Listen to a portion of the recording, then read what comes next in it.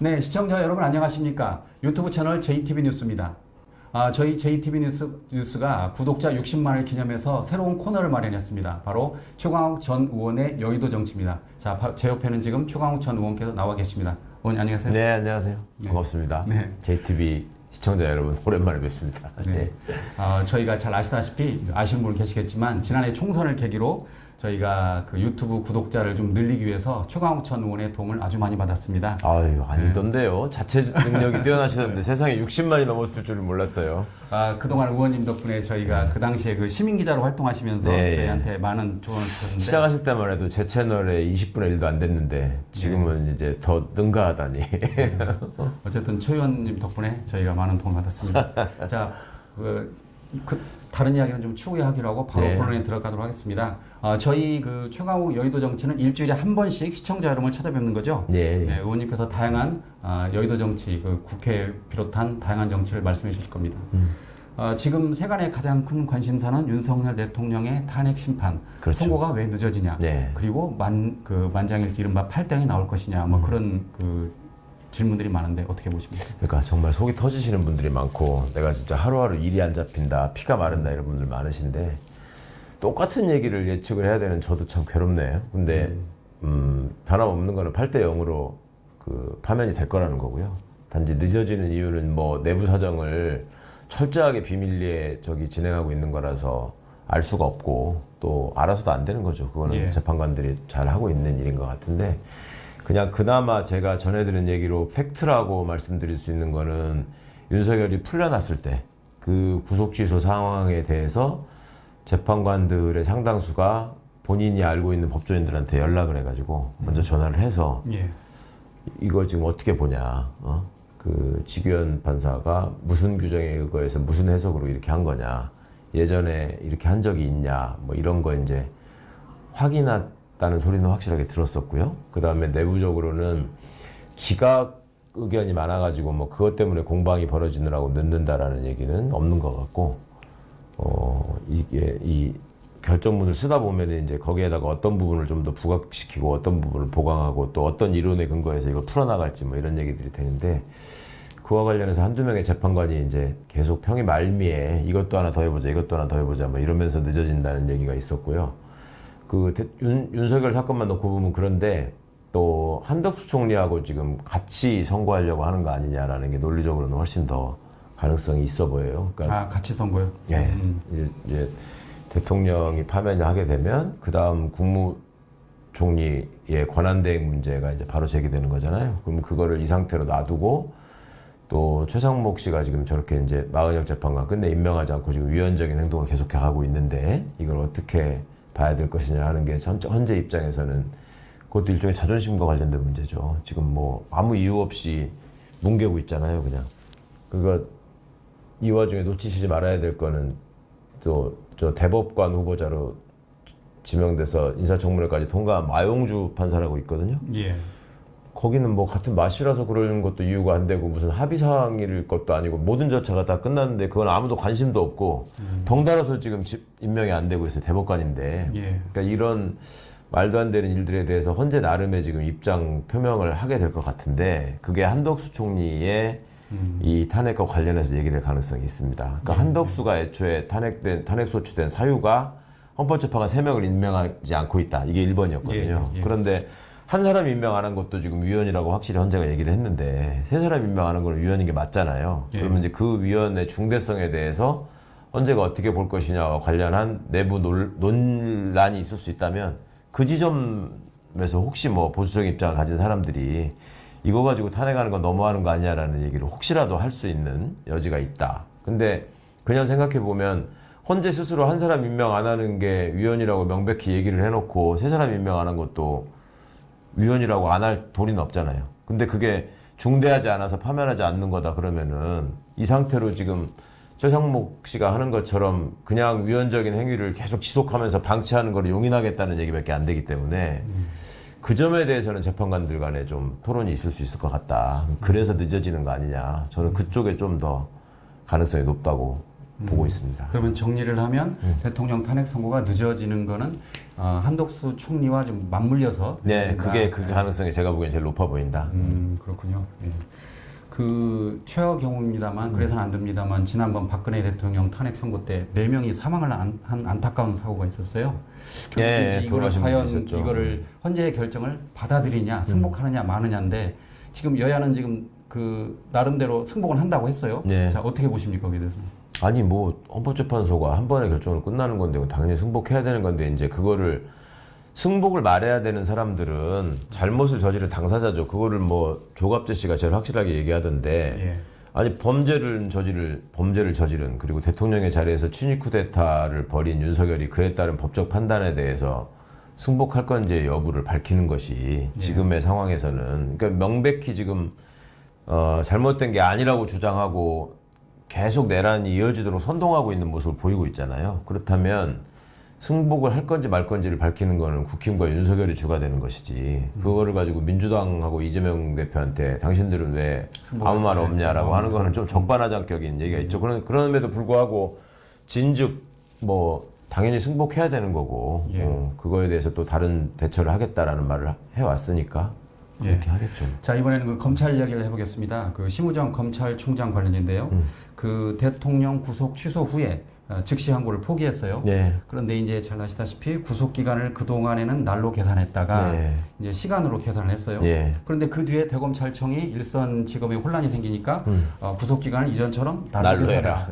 이거 뭐 앞뒤가 안 맞는 거 아닙니까? 어떻게 보십니까? 너무 노골적이잖아요. 진짜 이런 윤석열 하나만을 위해서 벌이고 있는 이 법원의 희한한 해석과 검찰의 맞장구 이걸 보면서 시민들이 이게 우리나라 법원 검찰이 만인에게 평등하게 법을 적용하고 집행하고 있구나라고 누가 생각하겠습니까? 이번에 이제 그 모습이 너무나 극명하게 드러난 것 같고 이 잘못된 엘리트들의 민낯이라는 게 지금 그전에도 뭐 법률가들이 그렇게 국민들한테 큰 무슨 그 즐거움을 드린 적은 별로 없었던 것 같은데 이번처럼 이렇게 걱정을 끼치는 경우가 있을까 싶어요.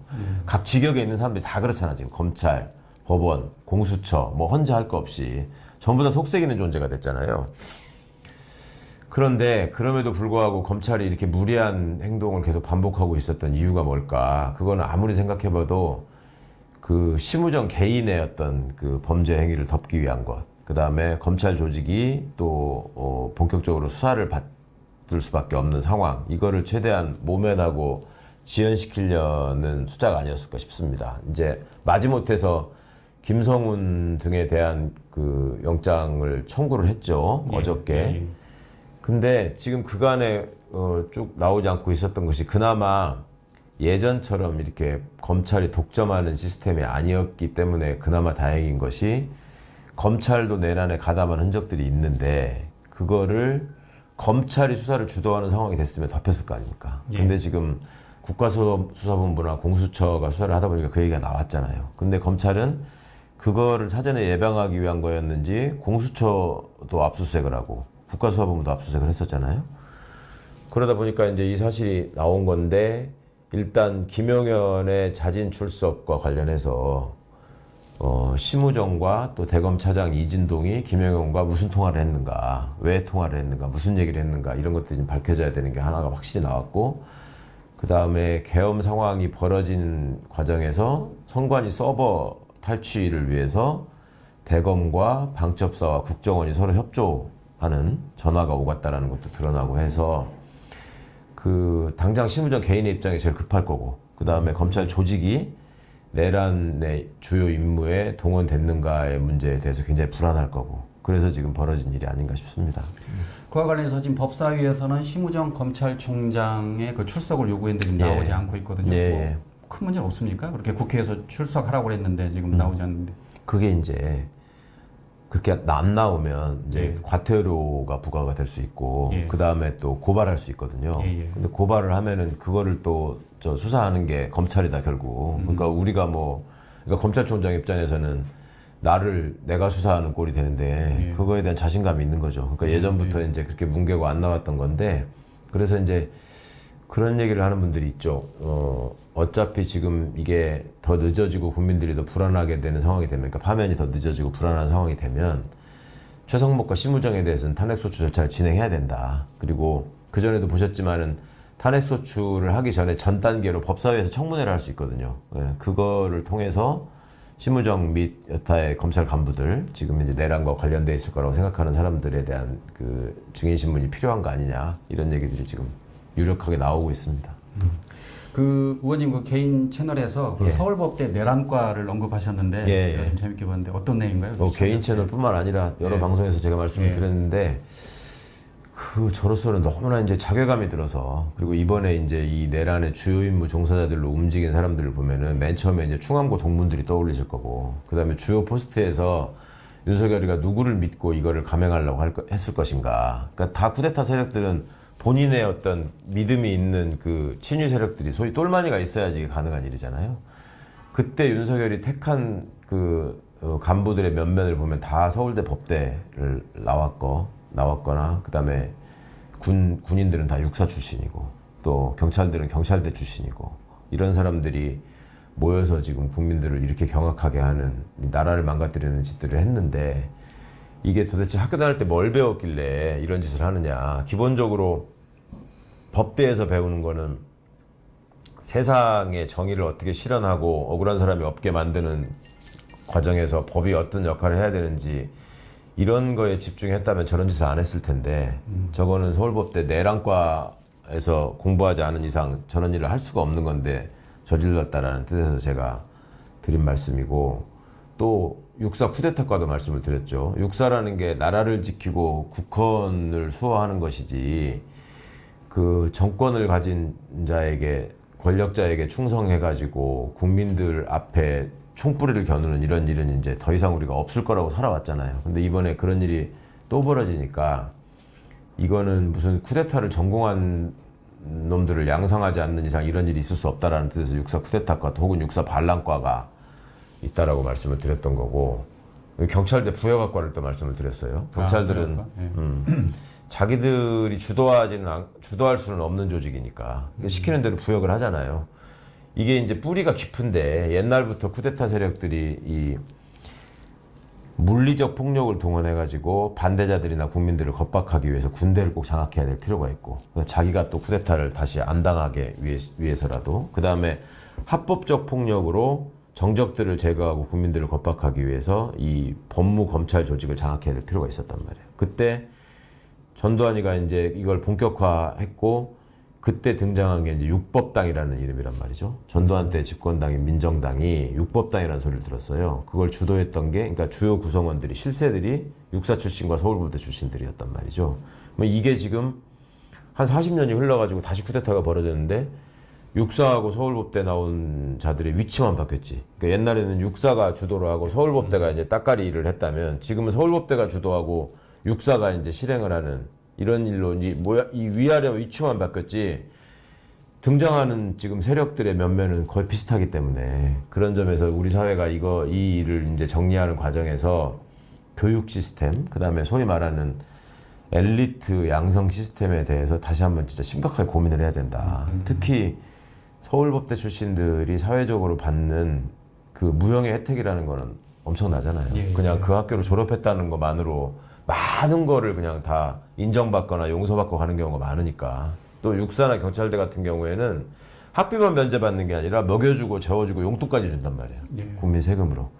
근데 그런 자들이 이런 상황에서 벌이는 일이라고 하는 거는 내란을 일으켜가지고 민주 헌정 질서를 무너뜨리는 일에 지금 앞장서서 주요 임무를 했다. 이게 얼마나 끔찍한 일입니까? 이걸 고쳐내지고 그 근본을 바꿔내지 않으면 앞으로 이런 일이 또 생기지 않는다는 보장을 할 수가 없잖아요.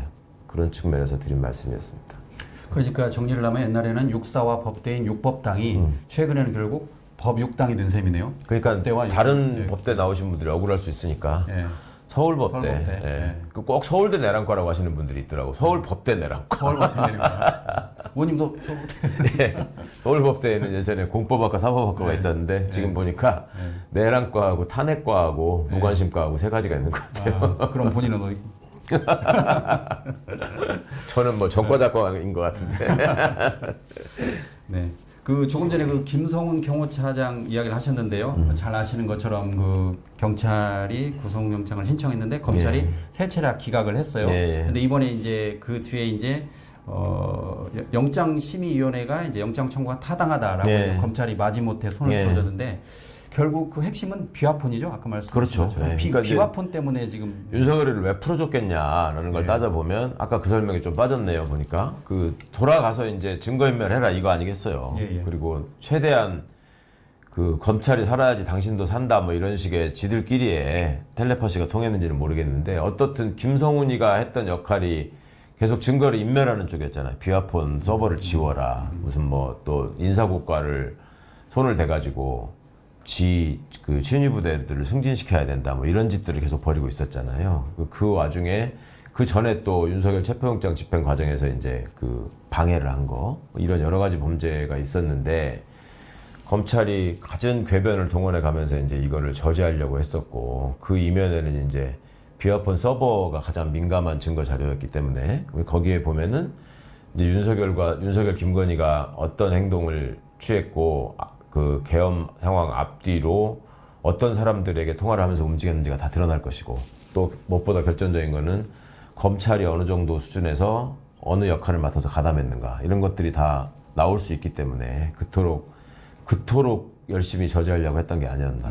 네, 그렇게 보이는 그럼 만약 그 김성훈 그 경호처장이 구속이 된다면 네. 그래서 이제 비화폰 그 서버 같은 확보가 된다면 추가로 다양한 게 드러날 수도 있겠네요.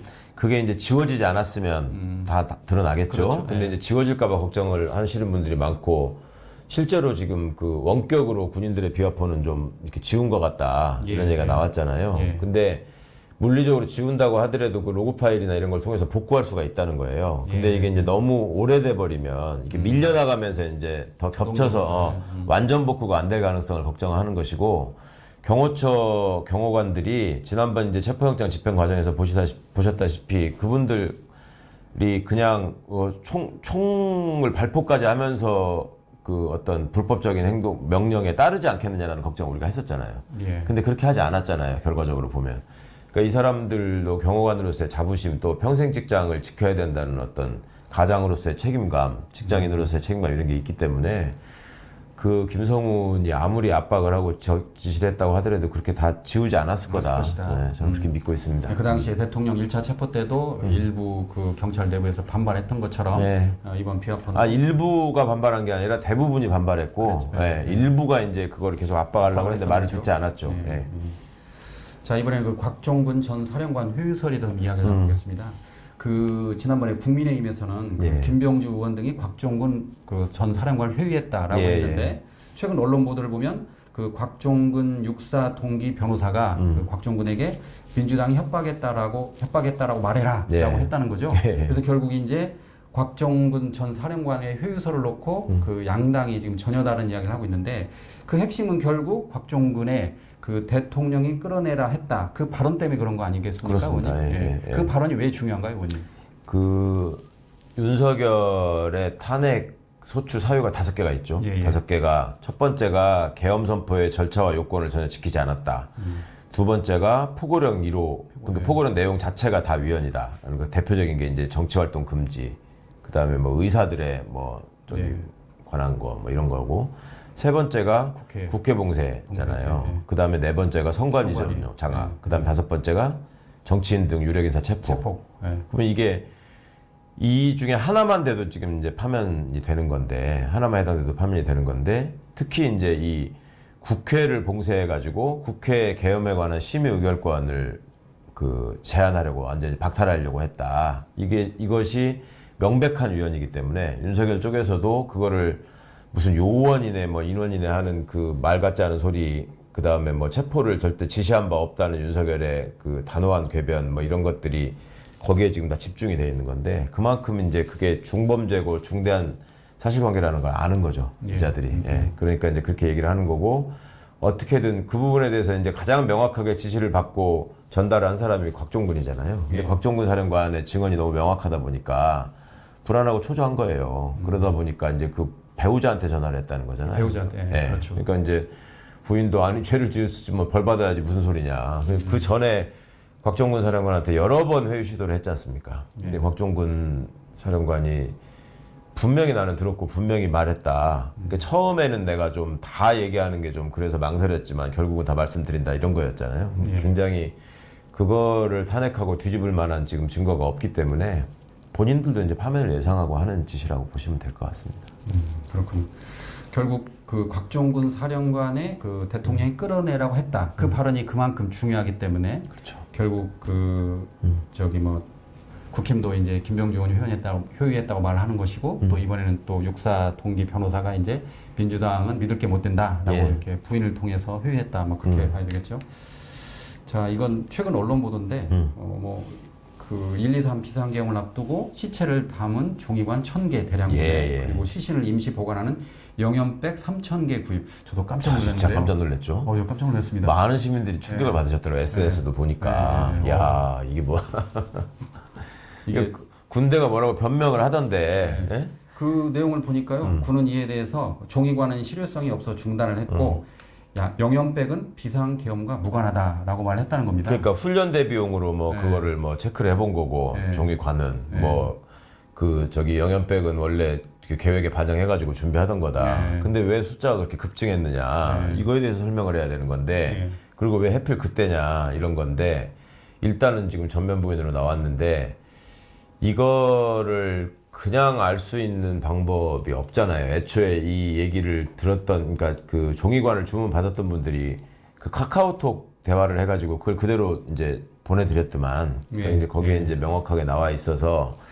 이거를 빨리 수사를 통해서 확인을 해야 될 부분인 것 같고, 뭐 2군단 군무원이라고 신원까지 지금 다 특정됐잖아요. 그리고 본인들 얘기로 이게 무슨 작전과 관련된 것이고 훈련과 관련된 것이라고 했으니 그런 것들이 과연 그 언저리에 있었던 것이고 이게 지금 3,000 몇 개의 그 시신 보관백이 영연백이 그게 필요한 거였느냐라는 거에 대해서는 입증할 책임이 이제 군에 있는 거죠. 그게 왜 필요했고 왜 그 시기에 그렇게 많은 게 필요했고 하는 거에 대해서 적극적으로 지금 해명을 해야 될 텐데 그렇게 하지 못하면 이제 확실하게 의심하고 수사를 해서 밝혀야 되는 게 되겠죠. 근데 지금 얘기는 늘 군이 부정할 때 써왔던 그냥 어찌 보면 좀 상투적인 얘기잖아. 그냥 훈련이다, 뭐 보안이라 얘기할 수 없다, 뭐 원래 계획된 거다 이런 식으로 지금 몇 번을 빠져나왔었는데 전면적인 어떤 수사가 진행돼야 될 것 같습니다. 예. 조금 전에 보니까 야당 단독으로 김건희 특검법이 통과가 된 것 같아요. 법사위에서. 법사위에서. 그런데 이제 여당은 또 퇴장했다고 그럽니다. 늘 반복되는 일이고 저도 참 안타까운 일이고.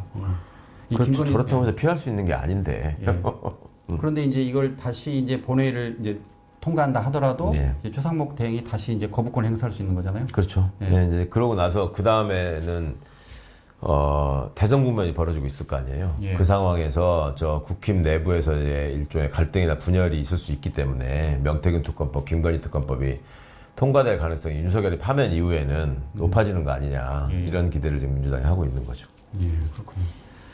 아까 그 말씀하신 그 파면 5가지 이유 저도 이제 그 듣고 잘 이루어지지 않더라고요. 그래서 저는 이제 첫자만 따서 위포, 국선, 채 뭐 했었거든요. 제가 이렇게 그러니까 위헌이다, 절차 거치지 않았다, 포고령, 그다음에 국회활동 방해, 그다음에 선관위 압수수색, 그다음에 불법 체포 이거 이렇게 하고 있는데 아까 뭐 반복된 말씀이지만 이게 그 하나만 어겨도 지금 파면이 된다는 거잖아요. 하나만 걸려도. 그러니까 이제 이거를 많은 법률가들이 만약에 내가 헌법재판관이라면은 저거를 기각시키는 내용을 쓸 수 있을까? 그러니까 이제 인용을 하려면 파면을 인용하려면 저 5개 중에 하나만 명확하게 써도 되잖아요. 근데 저거를 기각하려면 5개에 대해서 다 이유를 달아서 이게 안 된다고 아니라고 이야기하는데 아니라고 해야 되거든. 근데 지금 국회 봉쇄한 거하고 선관위 장악하려고 했던 거는 현장 화면이 다 나와 있고 그걸 다 봤잖아요. 그러니까 그거를 부정하려면 위헌인 건 맞는데 이게 대통령을 파면시킬 정도로 중대한 건 아니다 라고 써야 된단 말이에요. 뭐 그게 가능하겠습니까? 그런 거라서 너무 말이 안 되는 거고 그 다음에 계엄 선포의 요건을 갖추지 않았다라고 하는 거는 헌법하고 계엄법에 그 한글만 읽을 줄 알아도 하나도 지키지 않았다는 게 지금 다 나오고 있고 심지어 거치지 않았고 그렇죠. 그다음에 전시 상황 같은 상황도 아니었고 그리고 윤석열이 자기의 어떤 그 쫄개들이라고 생각하고 있는 국무위원들, 국무총리 포함해서 지금 다 국무회의가 없었다고 얘기하잖아요. 그거는 윤석열을 향해서 지금 총을 쏘는 거거든. 예. 국무회의가 있었다고 하면 윤석열한테 유리한 거 아니에요. 그렇죠. 예. 근데 다 없다고 하잖아. 그거는 첫 번째로 그게 있었다라고 하면 자기가 내라는 공범이 되기 때문에 예.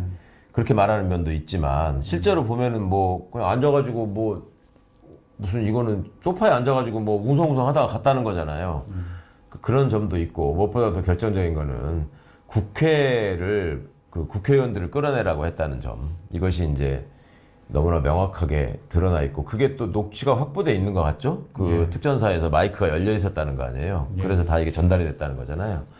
그러니까 이제 그런 점들이 도저히 어떻게 부인할 수 없는 증거가 5가지 다 너무나 명확하게 있으니까 그러니까 이제 그거를 부정하는 쪽의 얘기도 결국 뭐 한다는 소리가 뭐 헌법재판관이 중국 사람이네 뭐 중국 사람들이 뭐 부정선거를 했네 이따위 소리를 하고 있잖아요. 그러니까 제가 나름 열심히 주말에 한번 찾아봤어. 뭐라고 이거를 이 사람들이 논리를 만들어서 이걸 부정할 수 있을까. 사실은 그게 불가능하니까 지금 나경원이나 이런 사람들이 갑자기 각하 얘기를 하는 거예요. 예.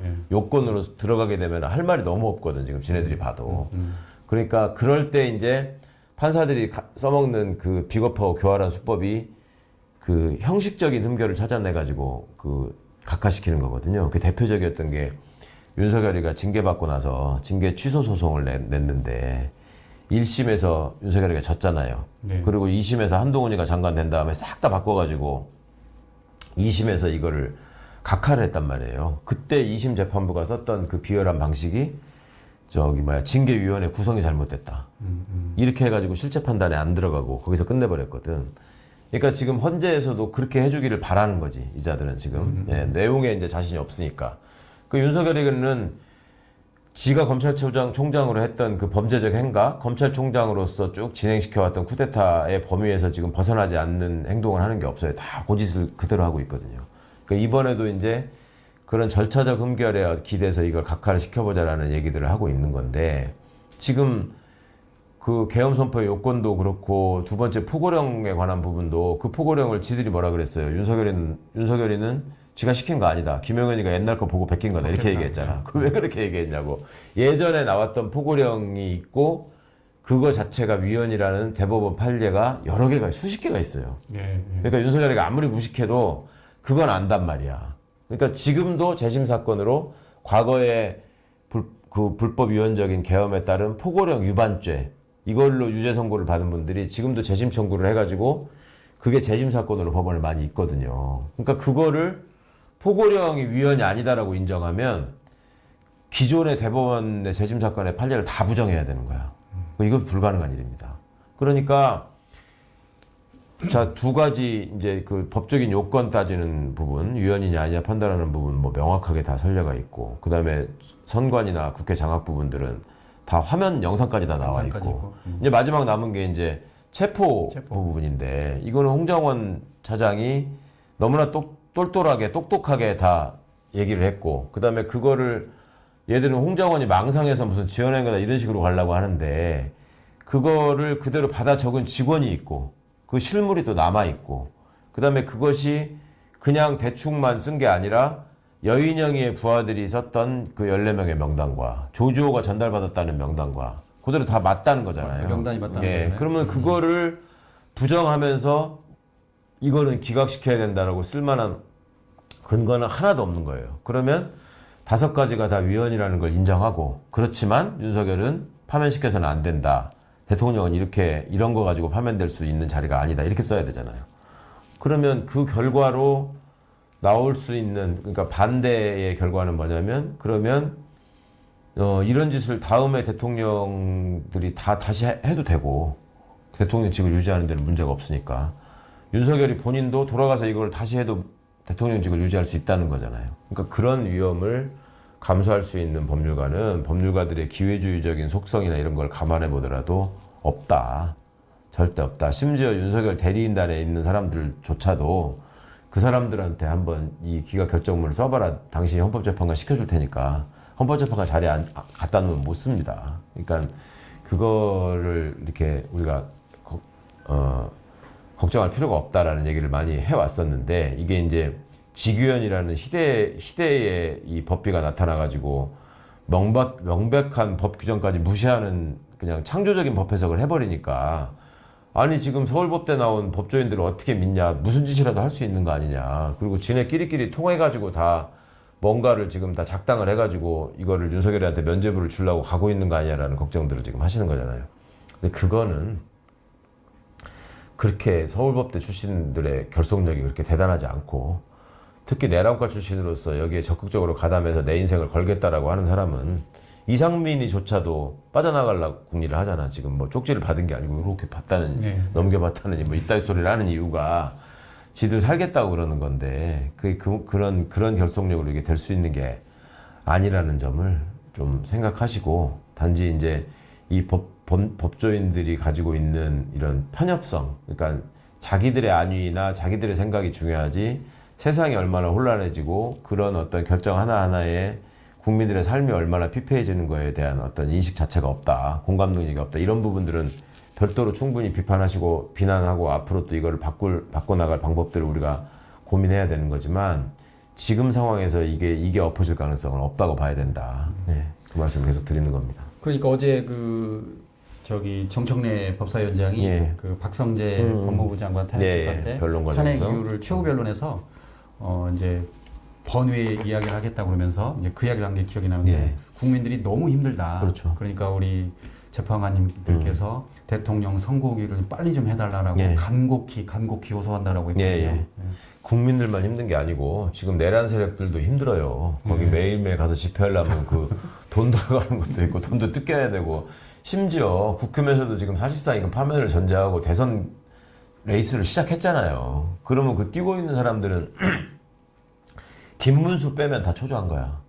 김문수 입장에서는 자기가 가장 유력하다고 생각하니까 지금 굉장히 신나 있다는 거예요.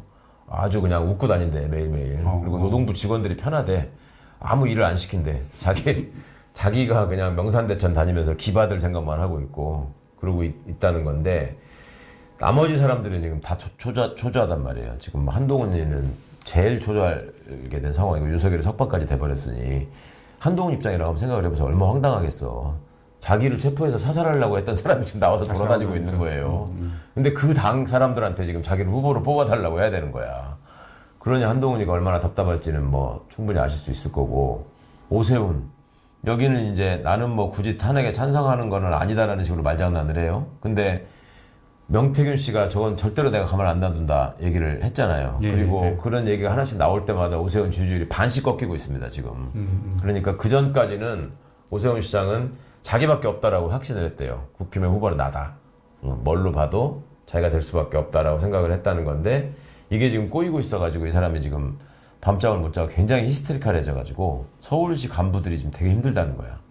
그리고 온데다가 막 언론에다가 전화하고 뭐 의원들한테 무슨 문제 제기하는 의원들한테 그거 해명한답시고 말 같지 않은 소리로 압박하고 이런 짓들을 계속 하고 있대요. 그러니까 그 사람들도 힘들고, 그 다음에 홍준표는 홍준표대로 이게 자기는 예전에 그 박정희의 친위 쿠데타가 그거 명백히 내란이라고 했던 사람 아니에요. 그러고서 박정희 동상 세운 거 아니야. 자기 얼굴 박아가지고.